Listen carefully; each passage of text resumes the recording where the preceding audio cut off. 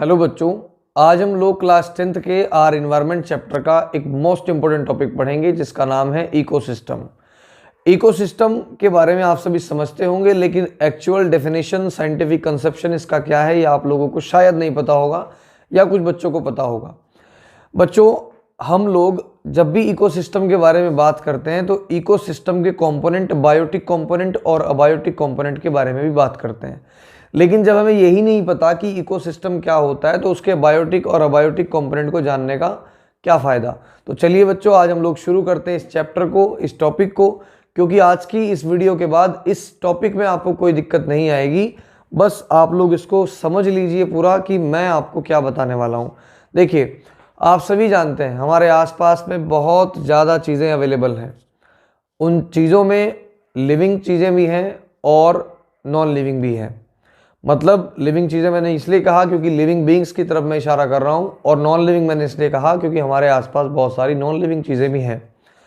तो सारी non living चीज़ें और सारी लिविंग चीज़ें जब आपस में आप उसको कंबाइन करते हो तो ये एक सिस्टम को फॉर्म करते हैं जिसको इकोसिस्टम कहते हैं हम लोग।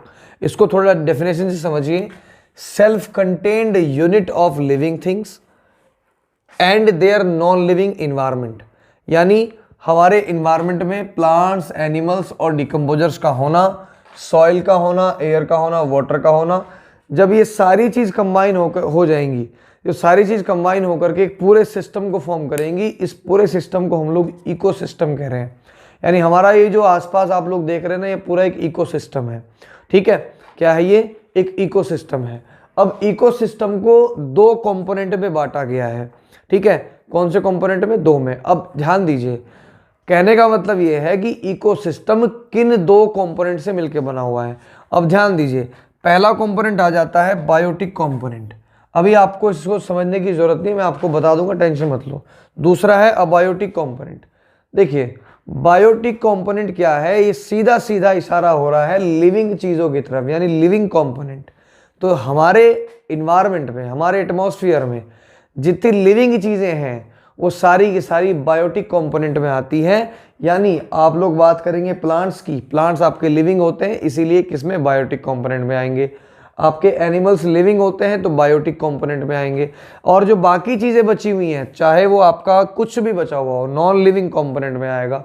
ठीक है, चाहे वो आपका CO2 हो यानी कार्बन डाइऑक्साइड हो, नाइट्रोजन गैस हो, ऑक्सीजन गैस हो, वाटर हो, है ना, ये सारा का सारा क्या आएगा? अबायोटिक कंपोनेंट में आएगा। यानी ऐसी चीज़ें जो सांस लेती हूँ वो बायोटिक कंपोनेंट, और जो सांस नहीं लेती वो अबायोटिक कंपोनेंट।